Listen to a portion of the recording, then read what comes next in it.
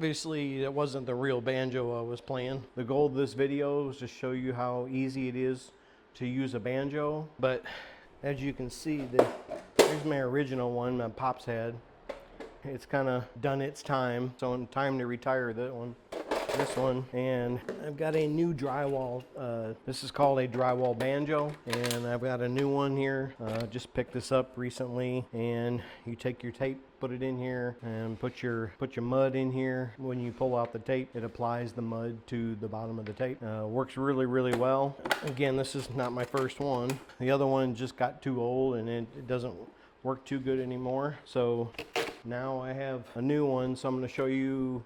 The goal of this video is to show you how easy it is to use a banjo. And basically what you're going to use the banjo for is long runs in your drywall. So if you have a long run that goes down a wall, it's a lot easier to apply the mud to the tape in the banjo and come across. I did all this by hand without the banjo, and it takes a super long time to do all that. So, and you can see I've done kind of replace the ceiling and stuff in here, patch it up and retexture. I have to skim coat everything. So I've still got a lot of work ahead of me, but I wanted to show this to you so you could have an idea of drywall. Really isn't that difficult. It just takes time to learn, and a few tools, a few specialized tools. So I'm going to remove all that tape that's loose up here. Oh, sorry, you couldn't see that. I'm going to remove all this tape that's up here in the corners, and the banjo is like perfect for that. So I'm gonna tear that off and get that prepped, and then I'll get back on the camera to show you. But I'll probably do that off camera, so it's a little more time consuming. I don't want to make this video like really long. I also have to get up above that garage door as well. So you can see I've got these patched, and it's not still a lot of work to do. A lot of floating to do. I had to do a repair there, and I've still got to, like I said, sand it and float it and all that good stuff. So I wanted to show this to you. So kind of a before and after. Eventually I will do another video and show you the finished product. There's some more areas back over there. I put a couple more coats on. Like I said, still got more work. Then I'll show you how to mix the mud. The mud has to be thinned down a certain way, which is not difficult. It just, like I said, it just takes time. Okay, when you're mixing mud, you have to get it to where it's almost like, the best way I can describe it is you want to get it to where it's like pancake batter is the best way I can describe it. So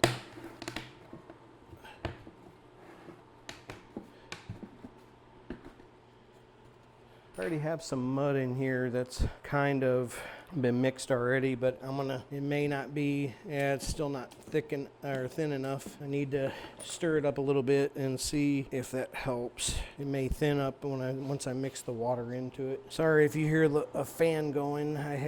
It's hot in here in the garage, so I'm basically just gonna mix this water into it.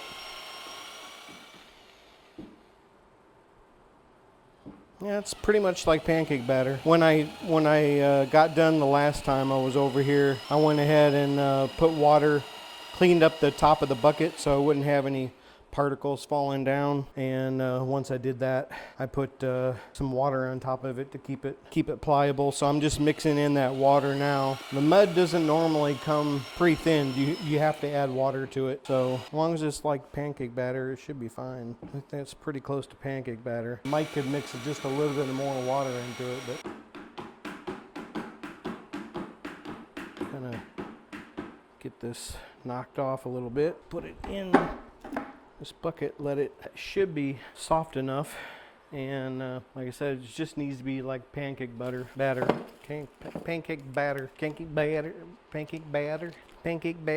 Need to try to get mud in here, and I already have my tape in here. So basically, I've got my tape in here, and then I'm gonna pull this up like this, because this is where the mud's gonna go. So, and then it'll go out here. So you kind of have it to where it's like being able to pull out. So let me set this over here. Try not to make a huge mess.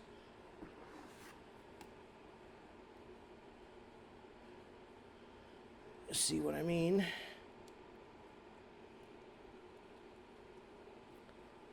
It's pretty pliable.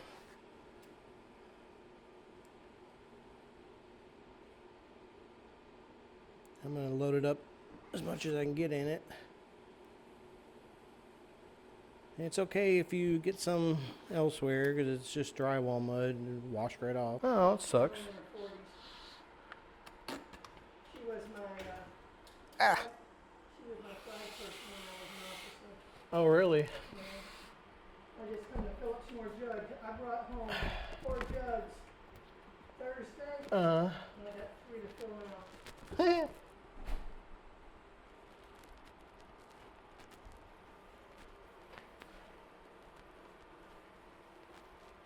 Okay. If you can see that, got the first coat of tape on there. And the idea is just to keep this on going on, and I may have the mud a little too soft, but that's okay. It's gonna go on just fine. And I'm getting more on my clothes. Then, yeah, I think I got it too soft. There's a little trick to it.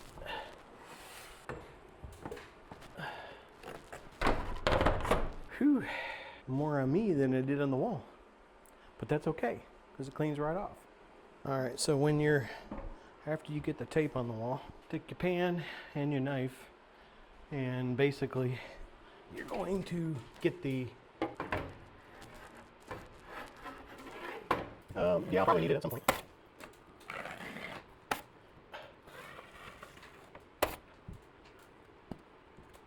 Yeah, that's fine. I don't have a problem with it. I attempted to reprogram that this morning, and it's the circuit board must be out because when you hit the, so I just took my trowel. It's already got texture on it. That's why there's some waviness and stuff in it. But I took my trowel, my 6-inch blade, and my pan. You want to get as much of the excess mud from behind the tape as possible. So I did that. Those corners are done right there. I still got to do in that corner and right there. I'm gonna add some tape over here in this spot right there,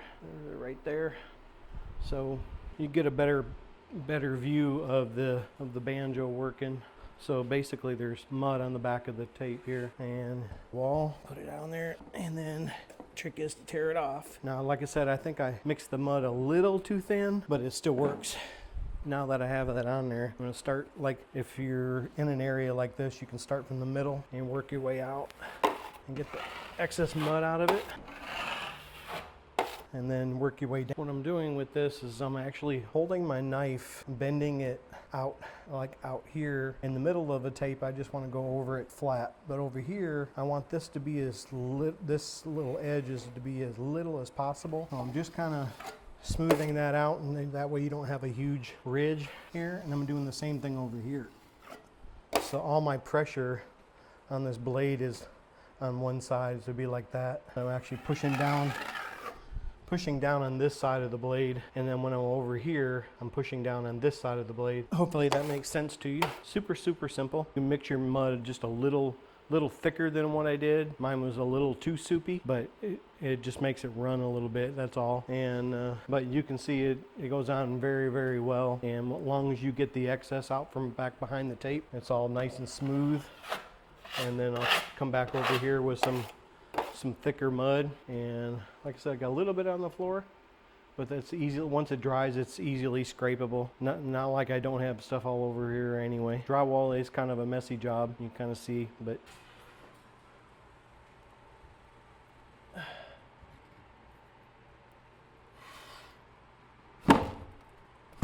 there he goes. And to get it started, get it holding, it's actually fairly easy.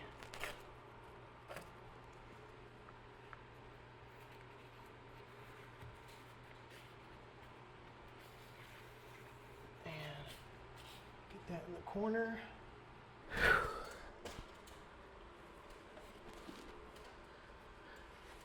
To do this manually, it just takes so much more time. And there it goes. You gotta fling it up there. Do like I did before. Get the mud out back behind it.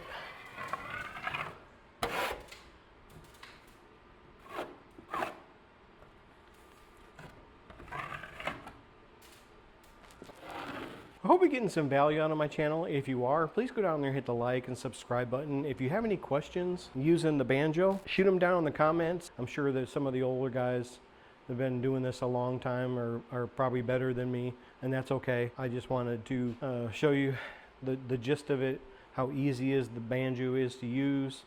It's a very nice tool. If you're getting good value out of my channel, I appreciate if you go down and hit the like and subscribe button, hit the bell icon, you get notified when I post a new video or go live. This is Tim Aratuma back at you. I'll be back.